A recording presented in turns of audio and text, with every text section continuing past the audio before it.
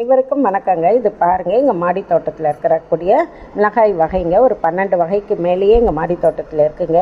இப்போ எல்லாருக்கும் ரொம்ப பிடிச்சது இந்த பர்பிள் கலர் மிளகாய் தாங்க.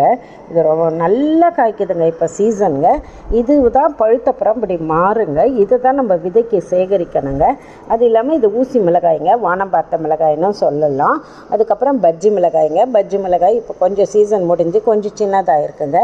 இந்த குண்டு மிளகாயும் எல்லாருக்கும் அந்த வயலில் பர்பிள் கலர் மிளகாய்ங்க எல்லாருக்கும் பிடிச்சிருக்கு. இதுவும் சிவப்பு ஆனப்புறமா தான், பழுத்தப்புறம் தான் நம்ம விதைக்கு எடுக்கணும். இது வீட்டுக்காக நான் பறிச்சுட்டு வந்தாங்க சமையல் செய்யறதுக்கு.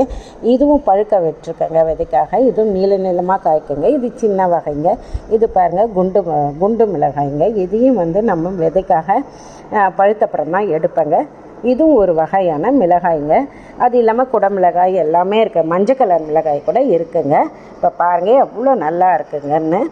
மிக்க